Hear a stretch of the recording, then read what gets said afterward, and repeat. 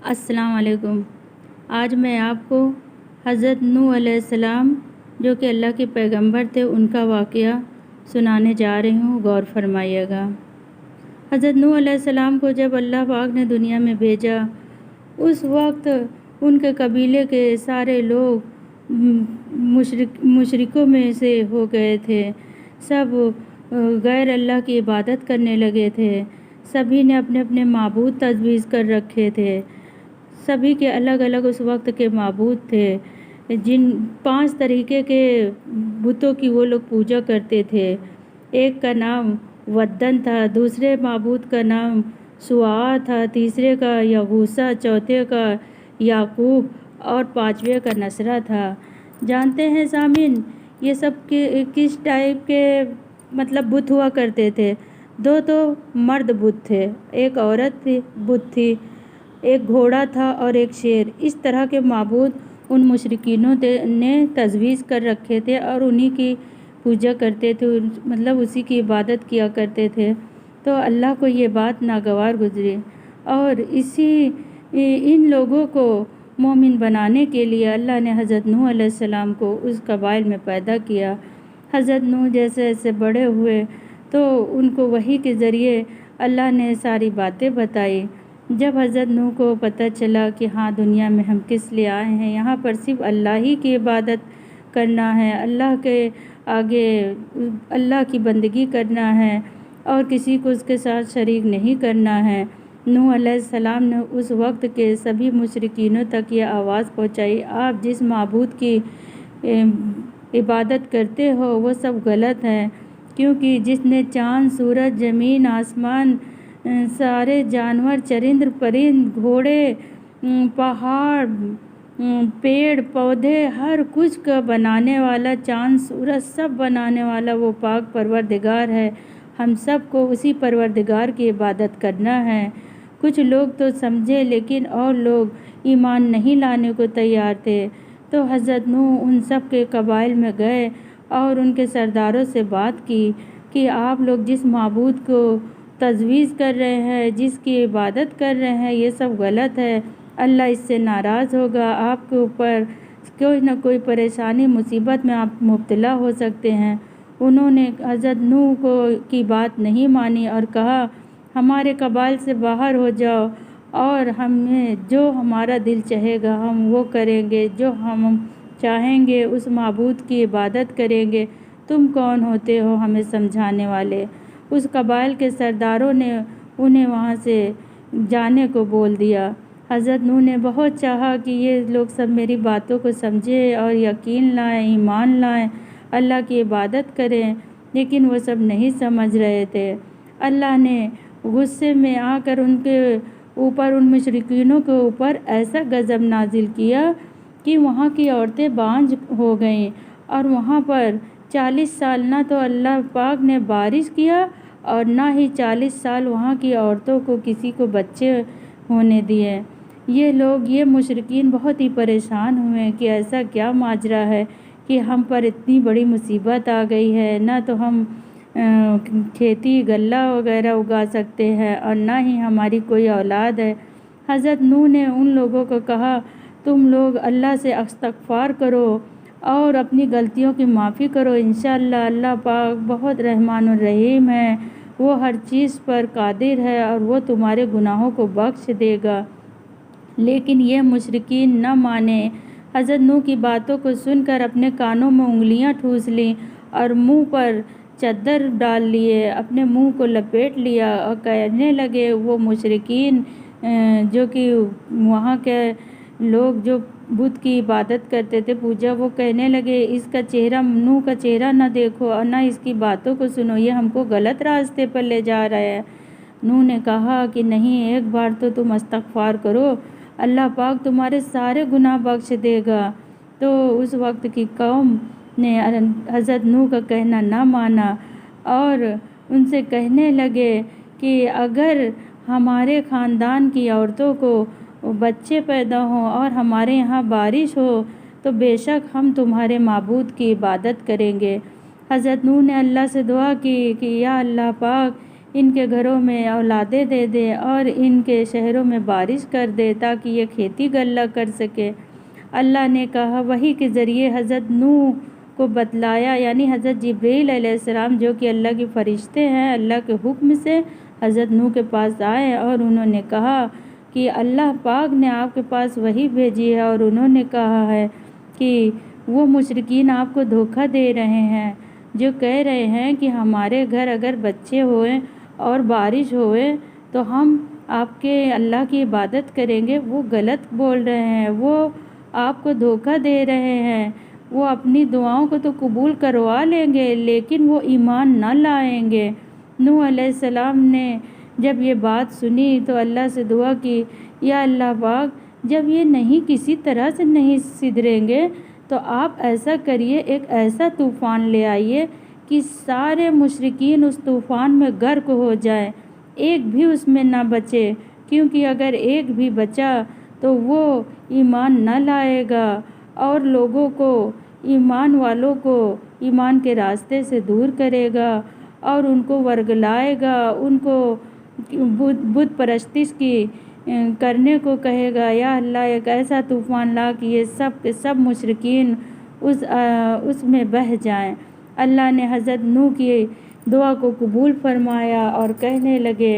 کہ اے نوح ہم تمہاری دعا کو قبول کرتے ہیں، لیکن ایسا یہ طوفان میں لاؤں گا وہ بھی ابھی نہیں، کچھ دن کی میں تمہیں مہلت دیتا ہوں۔ تم ایک ایسی کشتی تیار کرو جس میں جو مومن مومنہ مرد اور عورتیں ہیں، تمہارے ماں باپ ہیں جو کہ ایمان والے ہیں، تمہارے بچے ہیں، تمہاری بہویں ہیں جو کہ ایمان لا چکے ہیں، میری عبادت کرتے ہیں۔ اس کشتی میں ان سب مومن مومنہ مسلمان مرد عورتوں کو رکھنا اور جتنے بھی جنگلوں میں چرند پرند جانور سب ہیں ان سب کو اس کشتی میں اکٹھا کرو، اور پھر جب وہ طوفان آئے گا جتنے لوگ تمہاری کشتی میں ہوں گے وہ پار لگ جائیں گے، باقی سب فوت ہو جائیں گے۔ حضرت نوح نے ایسا ہی کیا، انہوں نے دھیرے دھیرے کشتی بنانا شروع کر دی۔ سامعین وہ کشتی اتنی بڑی بنی کہ سمجھ لیجئے اس میں 2 ہاتھی جنگل کی، 2 شیر، جتنے بھی تھے سب کے ایک ایک نر ایک ایک مادہ حضرت نوح نے اس کشتی میں تیار کیا اور ان سب کو اس کشتی میں سوار کیا، اور پھر وحی کے ذریعے انہیں پتہ چلا کہ اے نوح کل کے روز ایک ایسا طوفان آئے گا کہ جس میں یہ سارے کے سارے قبائل والے سب اسی طوفان میں بہہ جائیں گے۔ حضرت نوح علیہ السلام کو جب اس بات کی علم ہوئی وحی کے ذریعے تو حضرت نوح کے 4 بیٹے تو اس میں سے 3 تو ایمان والے تھے، ایک ایمان نہ لایا تھا، وہ بت پرستش کرتا تھا۔ حضرت نوح نے اسے سمجھایا، اے میرے بیٹے کل کے روز ایک ایسا طوفان آئے گا جس میں سارے لوگ غرق ہو جائیں گے، لیکن ہاں یہ جو میں نے کشتی بنائی ہے اس میں جو جو سوار رہے گا وہ بچ جائے گا۔ لیکن وہ تب بھی اپنے بابا جان کا کہنا نہیں مانا، الٹا بت پرستش کرنے والے سرداروں کو جا کر یہ خبر دے دی، اور ان سرداروں نے اپنے قبائل والوں کو یہ باتیں بتائی تو سارے قبائل کے لوگ اس کشتی کے پاس گئے اور اس میں کیا بتاؤں سامعین، نعوذ باللہ اس میں پخانہ کر دیا اور اتنی گندگی کی کہ پوری کشتی ان کے پخانوں سے بھر گئی۔ نوح علیہ السلام نے کہا، یا اللہ یہ کیا ہوا، اب میں سارے جانور اور مسلمان مرد عورتوں کو کس طرح اس کشتی میں چڑھاؤں؟ اللہ پاک نے وحی کے ذریعے حضرت نوح سے کہا، اے نوح تم غم نہ کرو، میں ان کے قبائل میں ایک ایسی بیماری پیدا کر دوں گا جس سے یہ خود ہی تمہاری پوری کشتی صاف کر دیں گے۔ سامعین ایسا ہوا کہ اس قبائل کے لوگوں میں کھجلی پھیل گئی، سبھی ہر وقت کھجاتے رہتے، نہ کوئی کام کرتے نہ کچھ، بس بدن کھجاتے رہتے، یہاں تک کہ ان کے چمڑے ادھر کے اس میں سے ان کے چمڑے کے گوشت دکھنے لگے تھے۔ اس طرح کی بیماری اللہ پاک نے اس وقت پھیلا دیا۔ اب یہ سب ایک دم پریشان رہتے تھے۔ ایک دن ان مشرکینوں میں سے ایک عورت آئی وہاں پر پخانہ کرنے کے لیے اور اسی میں جا گری۔ جب اس کے جسم پہ پوری گندگی لگ گئی تو باہر آ کر وہ دھلنے صاف کرنے لگی۔ پخانہ لگتے ہی اس کے جسم جیسے پہلے تھا پہلے کی طرح ہو گیا اور وہ صحیح ہو گئی۔ جب وہ مشرکین کی عورت اپنے گھر آئی تو اس کے شوہر نے پوچھا کہ تیرے بدن کے سب چھالے اور کھجلی سب کیسے ٹھیک ہو گئے؟ اس نے کہا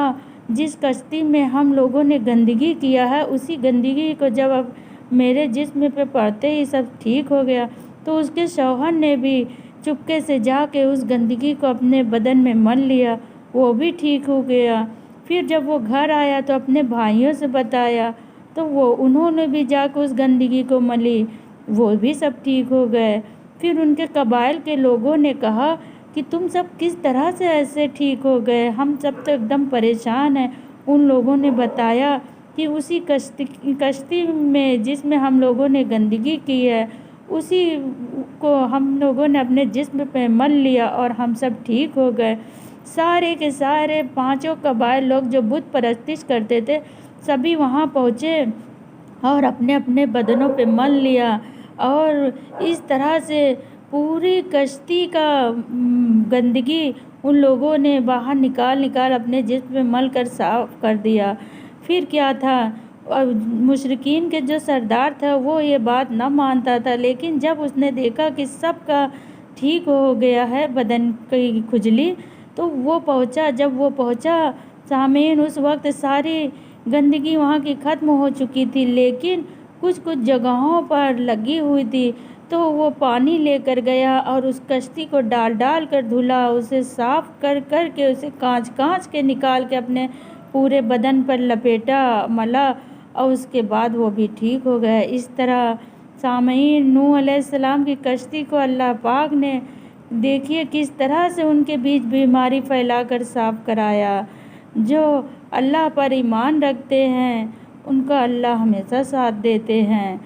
اور اس طرح نوح علیہ السلام اس کشتی میں ہر جانور کے 2 جوڑے یعنی ایک نر ایک مادہ سوار کیے اور جتنے مومن مومنہ تھے جو کہ صاحب ایمان تھے اور حضرت نوح کے ماں باپ بھی ایمان والے مومن تھے اور ان کے خاندان کے کچھ لوگ یعنی مرد عورت جو مومن ایمان والے تھے سبھی اس میں سوار ہو گئے۔ اور ایک بارگی جب طوفان آیا تو سارے قبائل کے لوگ اس طوفان میں بہہ گئے۔ نوح علیہ السلام کی کشتی بھی اس طوفان کو پار کرتے ہوئے ایک کنارے جا لگی اور وہاں پر جب سب اترے انہوں نے چین کی سانس لی، اللہ کا شکر ادا کیا اور رات و دن اللہ کی عبادت میں مشغول ہو گئے۔ جانتے ہیں سامعین حضرت نوح علیہ السلام 700 برس دنیا میں تھے اور اللہ پاک نے انہیں اس وقت کا بادشاہ مقرر کیا اور وہ اپنے قبائل کے ساتھ خوب اچھے سے آرام سے رہنے لگے۔ اس طرح حضرت نوح علیہ السلام کے زندگی کا واقعہ میں نے پیش کیا، آپ لوگ اسے غور فرمائیے اور اللہ پہ زیادہ سے زیادہ بھروسہ اور ایمان رکھیے۔ اللہ پاک ہم سب کے گناہوں کو معاف کرے